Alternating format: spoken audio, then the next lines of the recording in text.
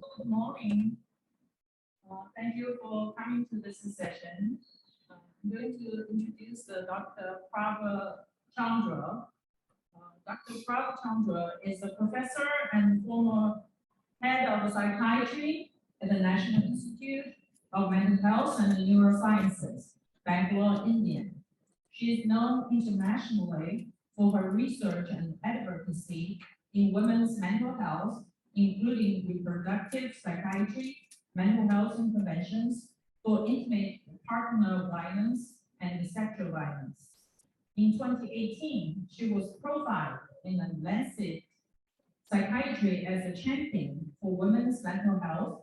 Dr. Chandra is the current president-elect of the International Association of Women's Mental Health, elected fellow of Royal College of Psychiatrists, UK, elected fellow of the National Academy of Medical Sciences, India, fellow of the Royal College of Physicians, Edinburgh, and an ordinary member of World Psychiatric Association. So she pre-recorded her presentation. Let's start.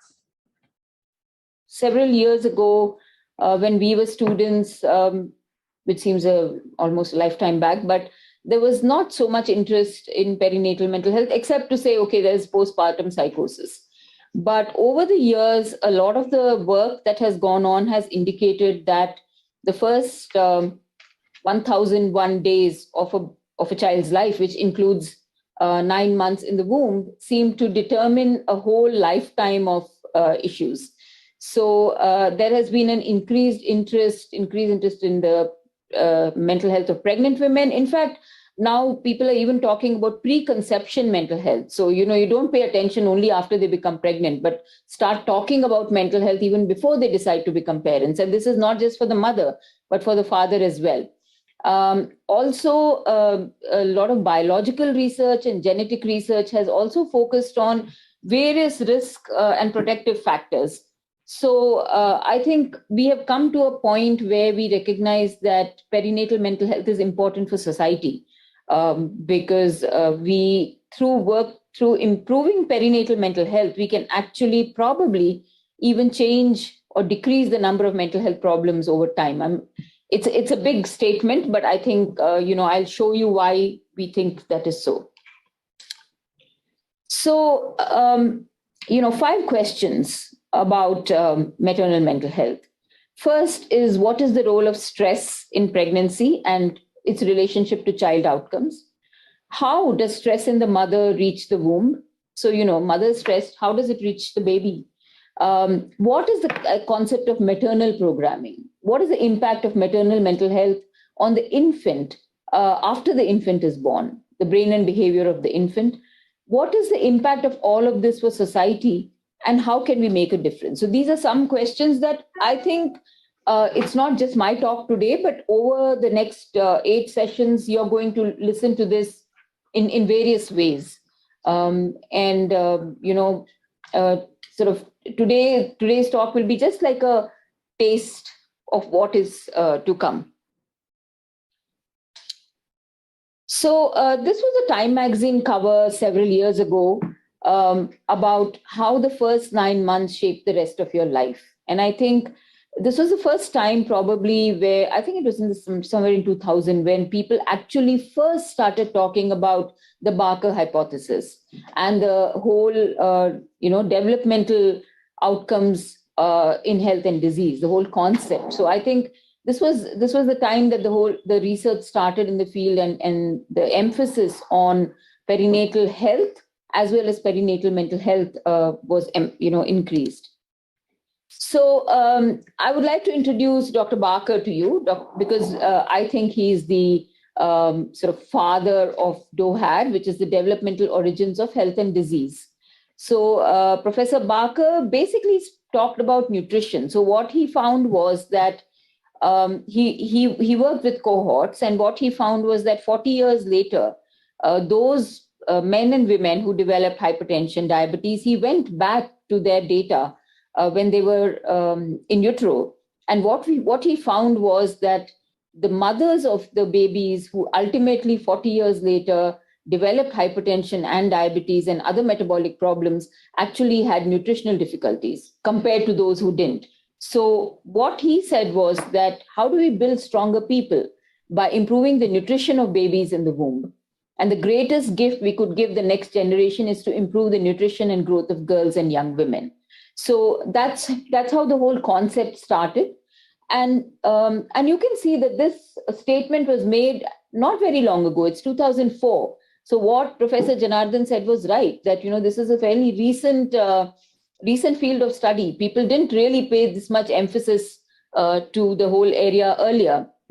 And after Barker's description, it was recognized that it's not just nutrition, but stress of any kind, which actually had an impact on the developing fetus.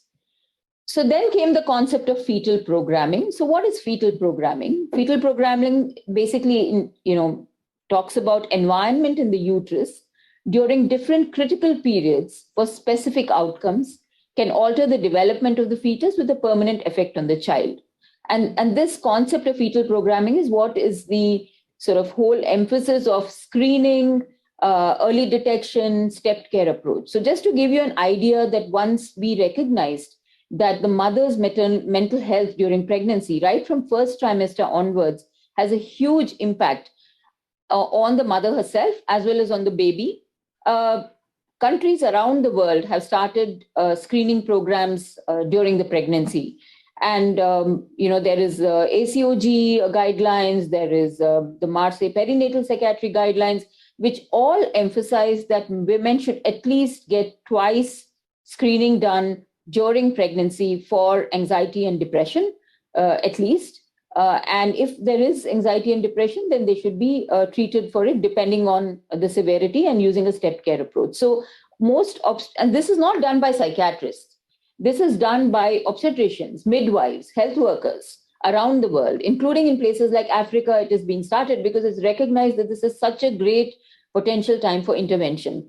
So why is this important for us as psychiatrists is that we must remember that our role as psychiatrists doesn't only rest on treating people after they become ill.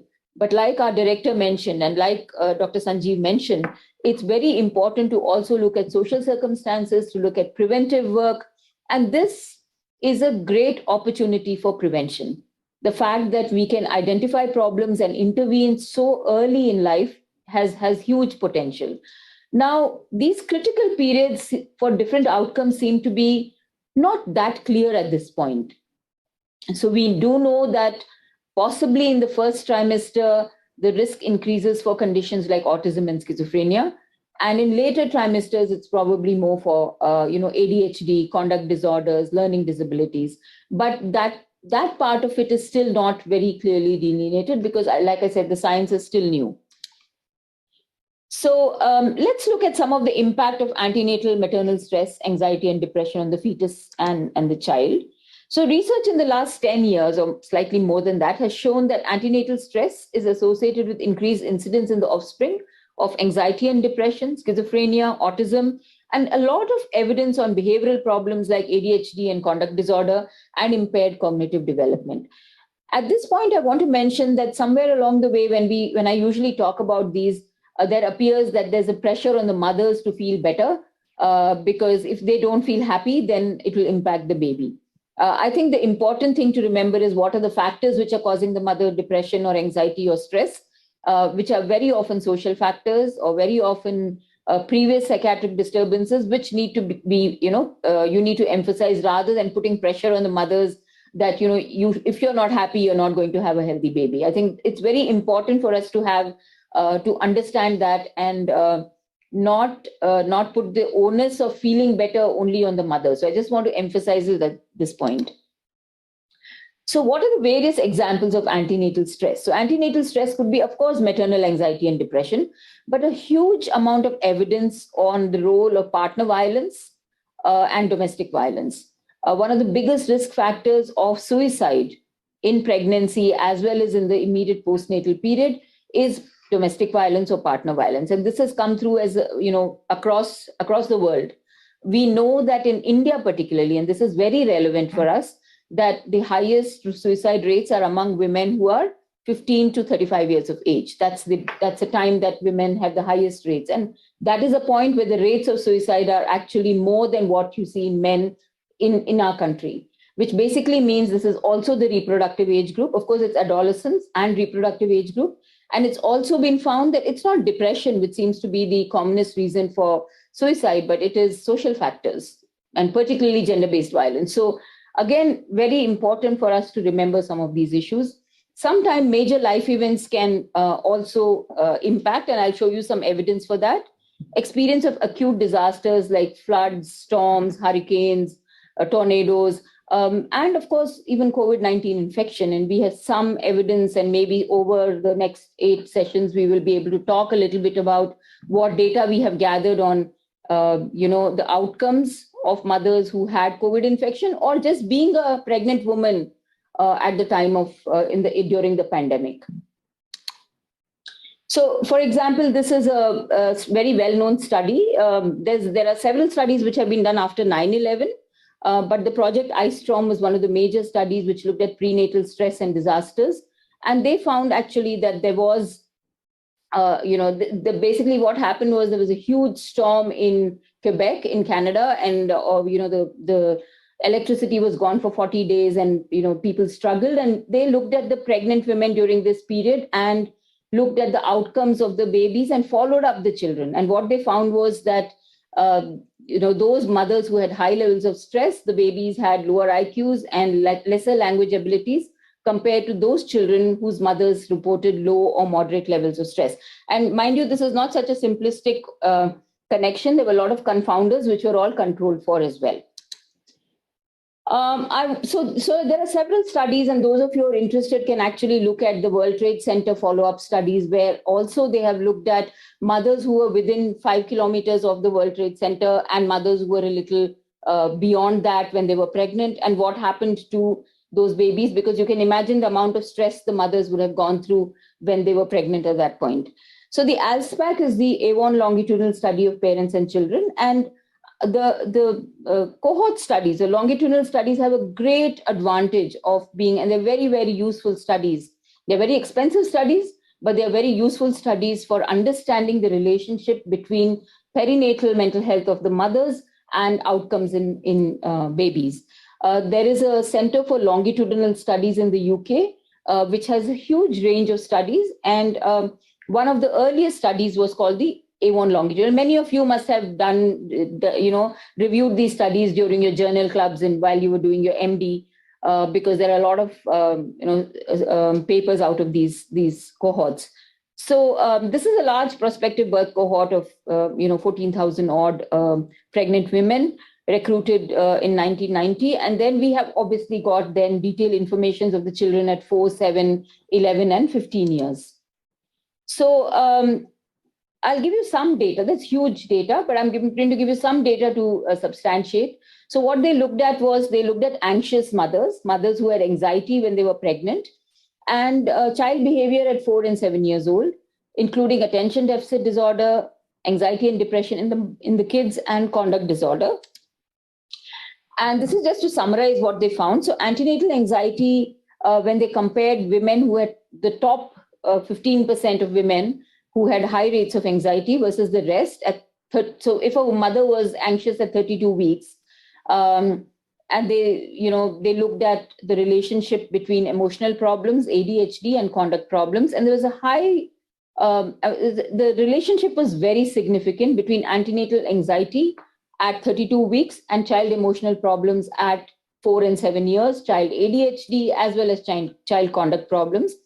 And not just anxiety, they also looked at antenatal life events, major life events, and looked at the Bayley's mental development score at 18 months and found a high, association of that.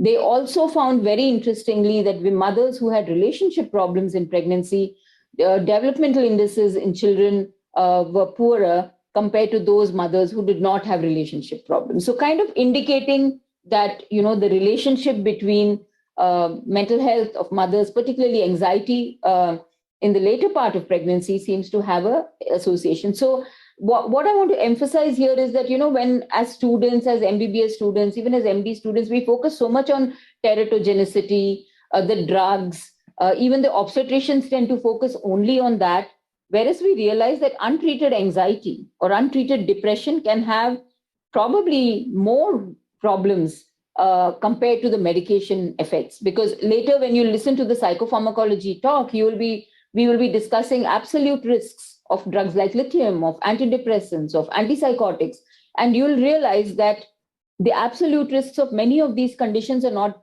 of these medications are not high.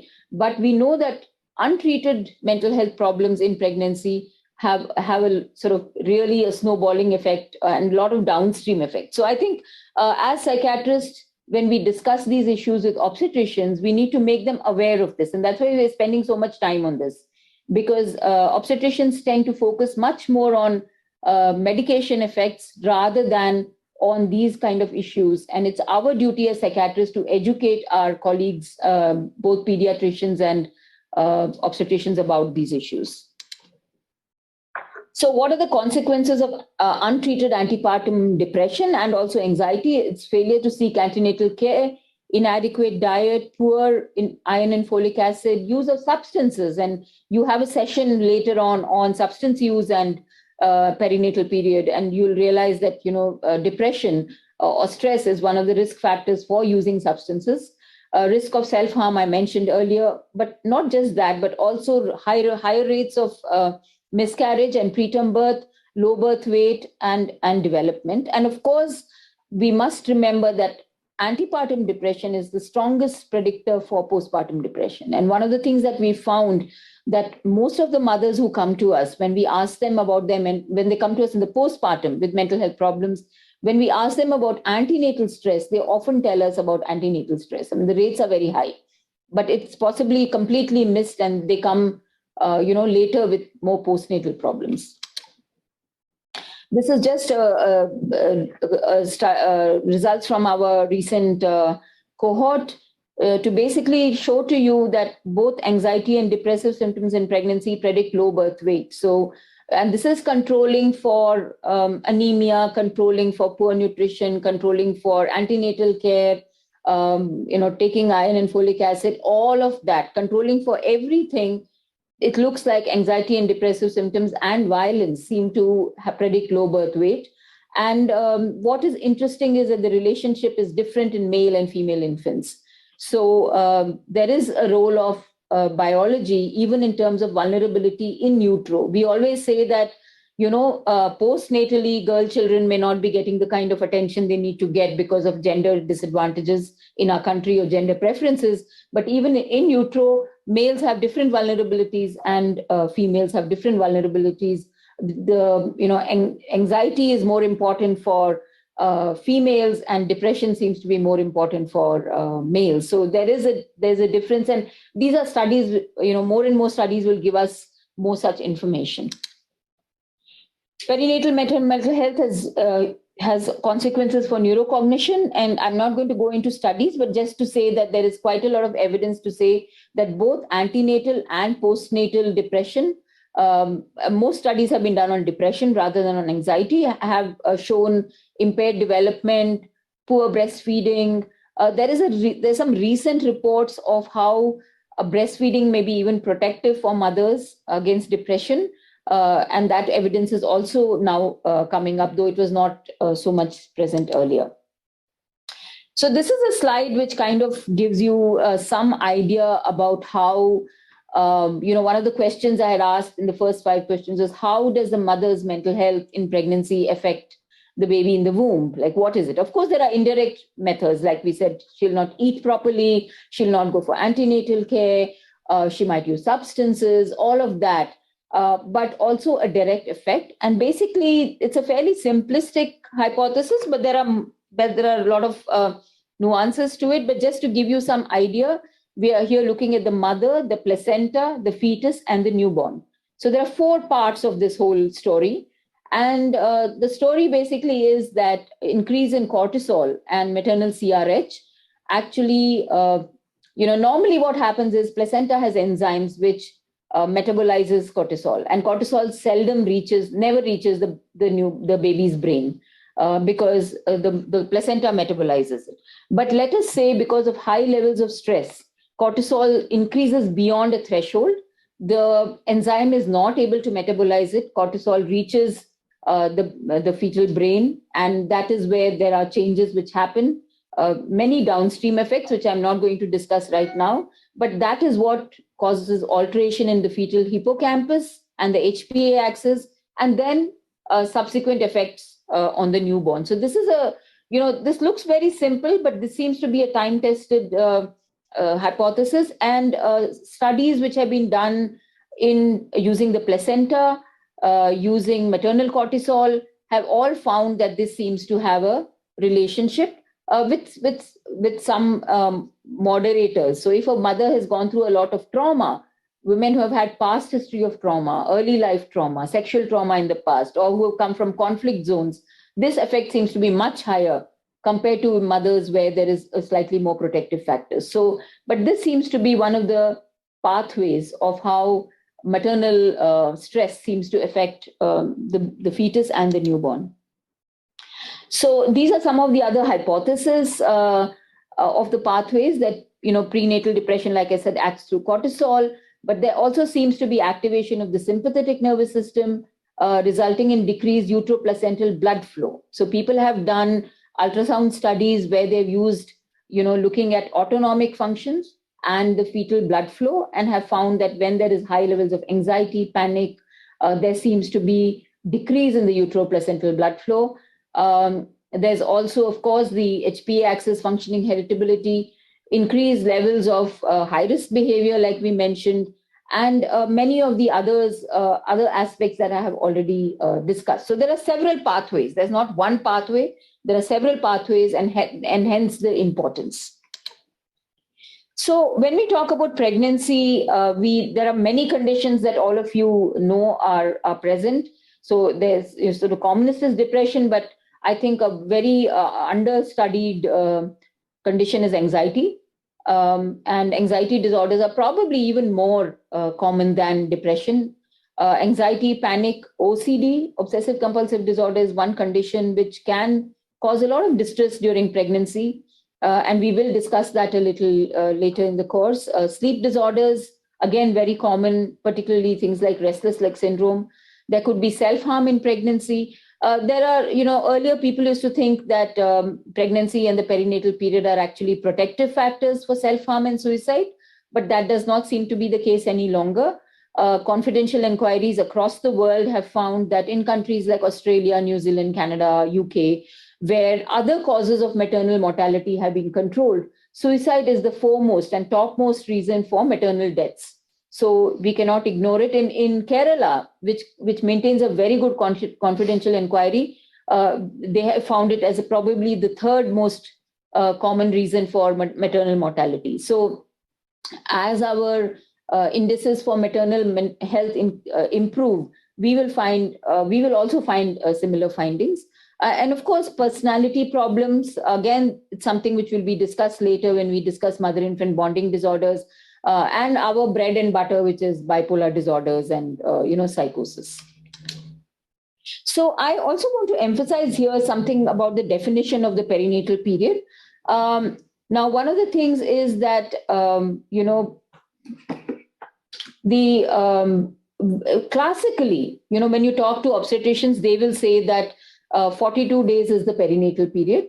But we must remember that in perinatal mental health, we have different definitions. And those definitions change when we are doing different kind of work.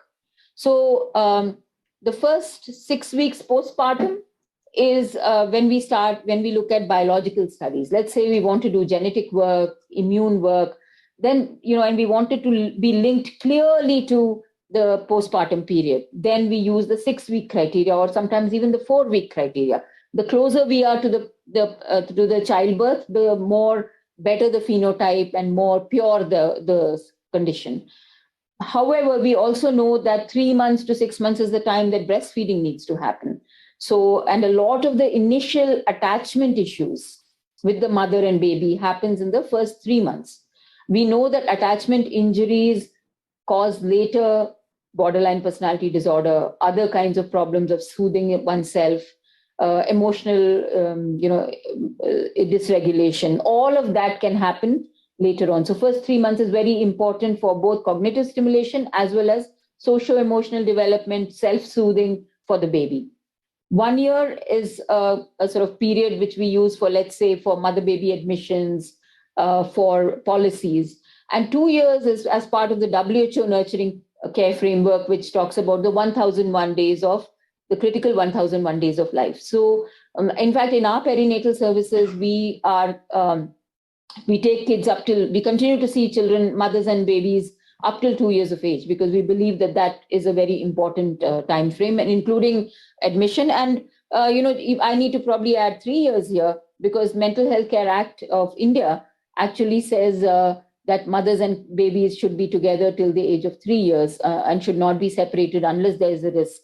So I think for all these reasons, and again, I think that's a very important issue which has not been addressed by the psychiatric community. The Mental Health Care Act clearly states that mothers and babies, toddlers should not be separated unless there is an indication or unless there's risk. But we haven't yet developed services to make sure that we can do joint admission. So I think as psychiatrists, when you or as mental health professionals, when you're talking about the perinatal period, we need to go beyond the classic 6 weeks that we learn in our obstetrics and think of it as a way as different points for different studies, for different policies, for different interventions.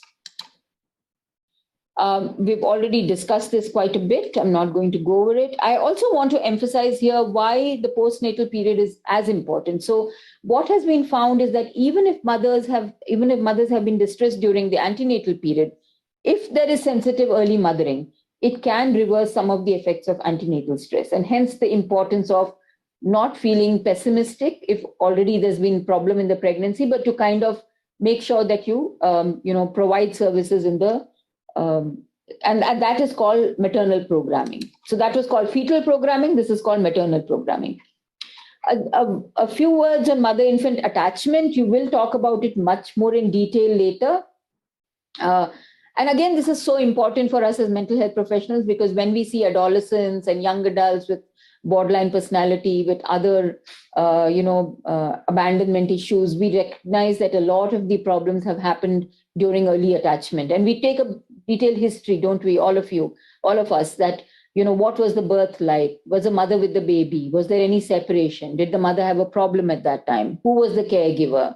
So all of those things make us recognize that maybe the first 3 months there was attachment injury. So it's a very important aspect of the infant and caregiver in addition to basic needs. And I want to add here and emphasize that when we talk about perinatal psychiatry, it's not just the mother, but we need to pay a lot of attention to the infant also.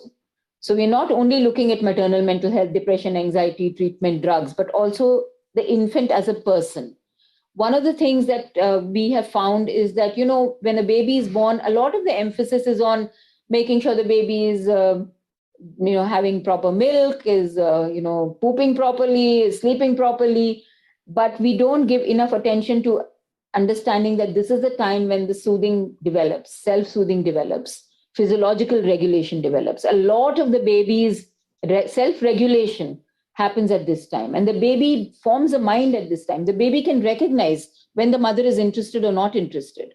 The baby can recognize very disparate caregiving patterns, like a borderline mother who's very fond of the baby 1 minute and rejecting another. Baby recognizes much of this. And you will see some videos later in the course where you'll see what happens to the infant if the mother is unavailable.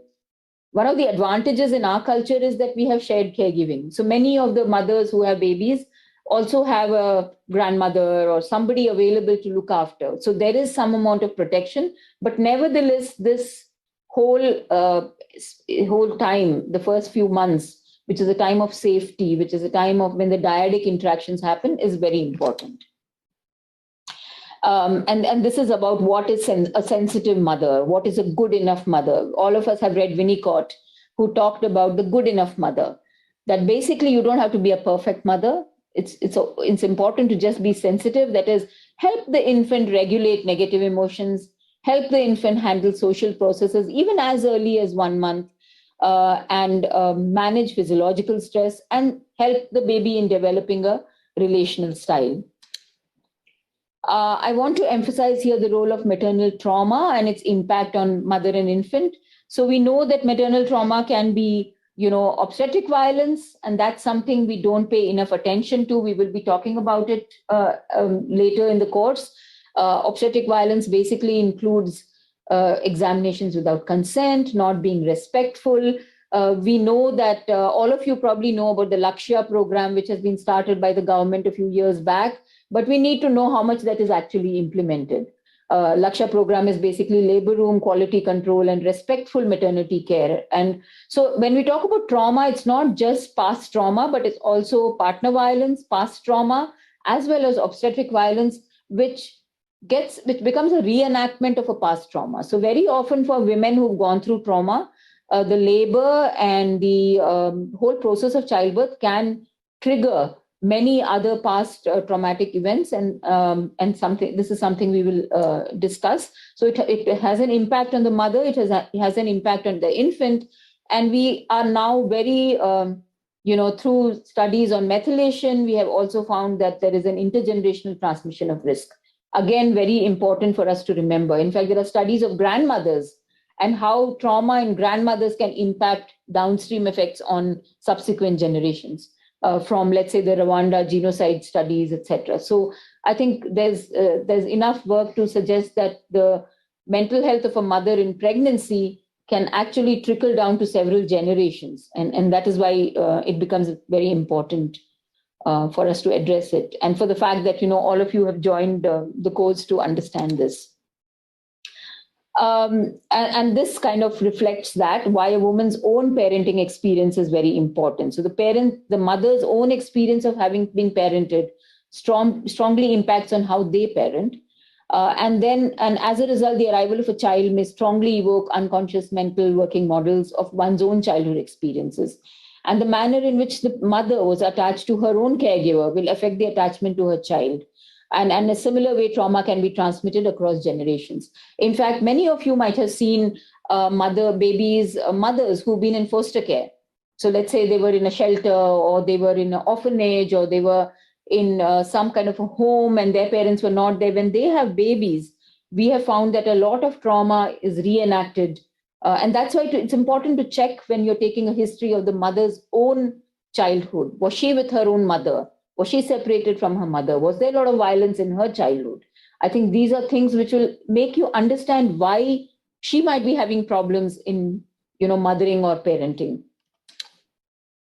So, we all know this, but just to remind us, John Bowlby talked about it many years ago, that the quality of early experiences in relationship with caregivers and the experience of separation and loss of those relationships shapes the development of the self and the quality of later relationships. Again, emphasizing why this field is so important. So there are some unanswered questions. Why is it anxiety rather than depression that appears to seem to have a greater effect, especially on ADHD, internalizing problems? And it's different. The anxiety and depression seem to have some sort of different impact. Why do these effects occur across the range of stress, from moderate to extreme, and are not just an effect of toxic stress? So even moderate stress seems to be causing problems. Why are increased anxiety and symptoms of ADHD such commonly observed outcomes?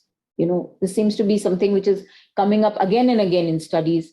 Why are different children affected in different ways? And why are males affected in different ways than females? So these are some questions which are going to probably be answered by your generation and the generations to come, through some of these studies. We also need to emphasize the father's role, as important as mothers, but probably maybe slightly different, but not necessarily always.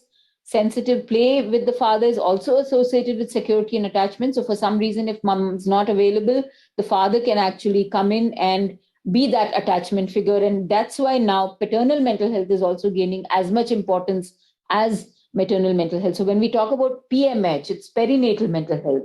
So the father's mental health is as important as the mother's mental health.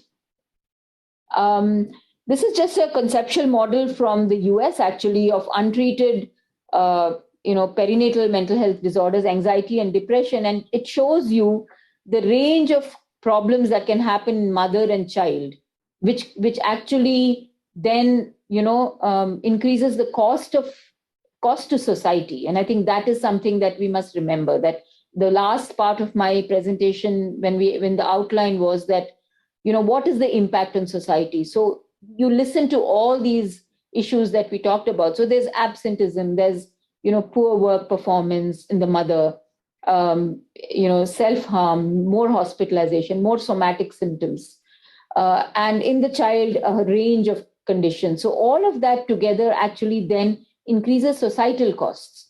So when we're thinking of PMADs, we must think of it as also a societal cost rather than only as a clinical condition that we treat. So we'd like you to think of it in this larger way. And in 2017, there's a very nice journal.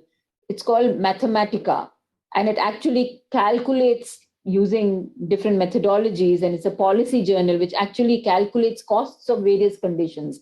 And they have costed that the average cost per mother-child pair to the society of untreated maternal mental health problems is that high, per mother cost and per child cost, and that's not less.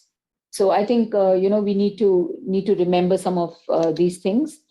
What is happening in India? So our director, dean, and HOD mentioned some of the things that are happening in NIMHANS, but I want to emphasize that there has been work in India. There have been several studies on prevalence and risk factors of antenatal and postnatal depression. There are systematic reviews available on the topic. And what have they shown? Basically, they've shown that the rates of antenatal depression seem to be around 7%. The rates of postnatal depression somewhere between 15 to 18%. Risk factors seem to be poor social support, a prior history of depression, and partner violence. So this has come up again and again. And in many cases in postnatal depression, gender of the baby, particularly in certain areas of the country where the pressure to have a male child is immense. Few states have integrated mental health into maternal and child health programs, and more are on the way. So I think this is a good time that, it's really nice to see all of you from different parts of the country. From Assam to, Odisha, Delhi, other parts of Rajasthan, Kerala. So Kerala is one state where integration has happened. Chhattisgarh is one state where integration is happening. And there are several other states where integration is in process, at least in the most districts which need it the most. So there's a little bit of prioritizing happening. There's a limited number of trained practitioners in perinatal mental health. We've just recently completed a directory of perinatal psychiatrists, and I think we have about 100 something, according to what we've calculated, people who have had some training or at least who are doing some specialized work. And all of you will join that directory now, so that it facilitates in terms of referrals, etc. The Indian Psychiatric Society has a task force on perinatal psychiatry. We have many of us are members of the Marseille International Association of Perinatal Psychiatry, and we are about to form a South Asian Marseille, and Dr. Geeta is going to take the lead, and she'll probably tell you over time what the plan is. So that's important. And attempt by the government to develop screening protocols with stepped care approach. So that's where all of you come in as providers of care. So I just want to end with this statement that the history of man or a woman for the 9 months preceding his or her birth would probably be far more interesting and contain events of greater moment than all 70 years that follow it.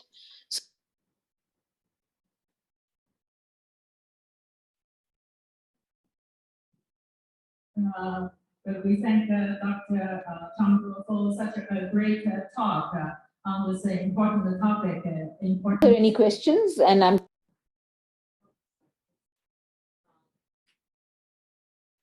not sure whether we have Zoom to answer the question live. But if audience has any questions, maybe you can maybe read some comments and questions uh, online if possible. Okay, so again, Dr. Chandra has given us such a wonderful talk. I hope we have learned a lot from this lecture. And shall we move on to the next one? Let me just set up the next lecture. Let me first introduce the next speaker. Her topic is about parental nativity and child adversity. So Dr. Yuanyuan Li is a psychiatrist and research fellow at Sun Yat-Sen Memorial Hospital, Sun Yat-Sen University in China. She was a visiting scholar at Columbia University before. She has done extensive research in exploring the psychosocial and the biological factors of psychiatric disorder, such as depression and anxiety, in trauma-exposed people, and the psychological deprecation of trauma-exposed children. So she has some publications and wrote book chapters on these topics. But today she's going to talk about a different topic about parental nativity and child adversity. Here it is her pre-recorded presentation.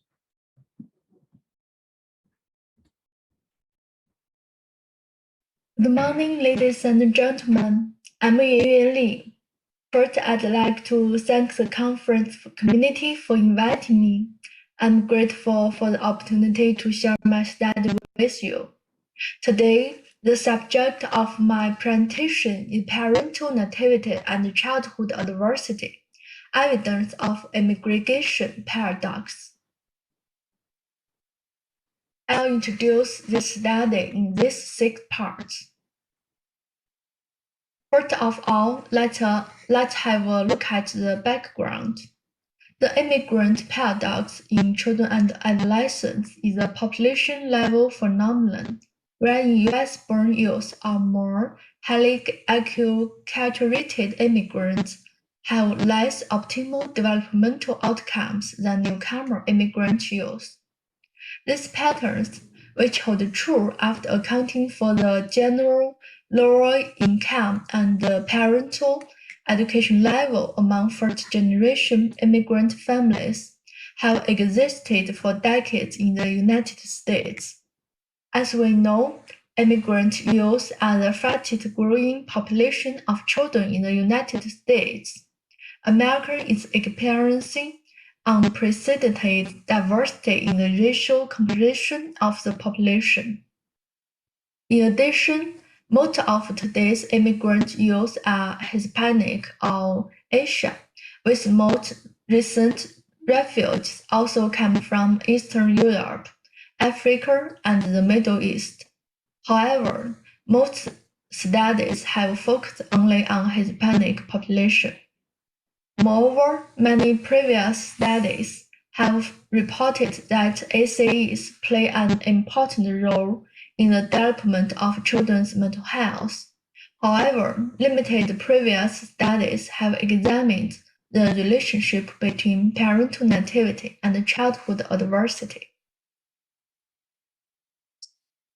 So, in this study, we try to explain the explain this topic by estimate the prevalence of adverse childhood experience and parental nativity status of children and adolescents in America. We also examined the association of ACEs with parental nativity. We would like to offer research directions to studies that explore why the paradox occurs from the standpoint of adverse childhood experience. We also try to present ideas for research and implications for developing policies and methods for effective practice with immigrant families. Then I'll introduce the method of this study from these 5 aspects. This study analyzes NSH data from 2018 to 2019, a newly redesigned survey funded by the Health Resources and Services Administration, Maternal and Child Health Bureau, and conducted by the United States Census Bureau. The NSH provides national and state-level data of the physical and emotional health of non-institutional children aged 0 to 17 years in the United States. For this study, we utilized the data of 55,991 children and adolescents aged 1 to 17 years of age. Adverse childhood experience, parental nativity, and other covariants were measured in this study. Adverse childhood experience were assessed by asking, has this child experienced one or more adverse childhood experience from a list of these non-ACEs? Parental nativity was measured by asking this question: what is the generational status of this child, parents, and it was coded into these 4 categories. Other covariants are included: child's age, sex, race, household income, and parental education level.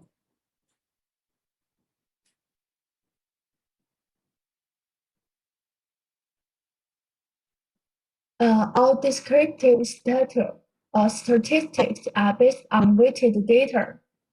Multivariate logistic regressions were used to examine the associations of ACEs with parental nativity.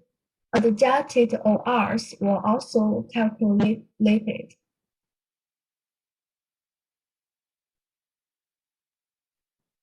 We found that the national sample of children, 38.3% had any of the non-ACEs based on parents' report. About 27.4% of children with foreign-born parents. There were significant differences between children with US-born parents and children with non-US-born parents in their age, sex, household income, and education level of their parents. This figure shows more clearly about the significant differences of the prevalence of ACEs by parental nativity.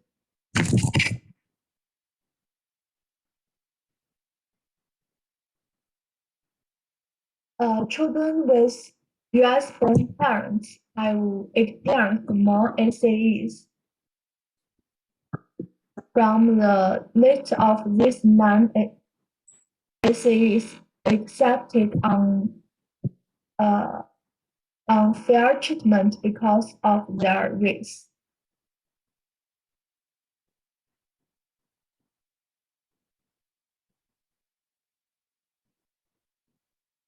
We also examined the association of ACEs with parental nativity, and we still found that after adjusted for age, gender, race, household income, parental education level, parents born in US is still a risk factor for children experiencing more ACEs.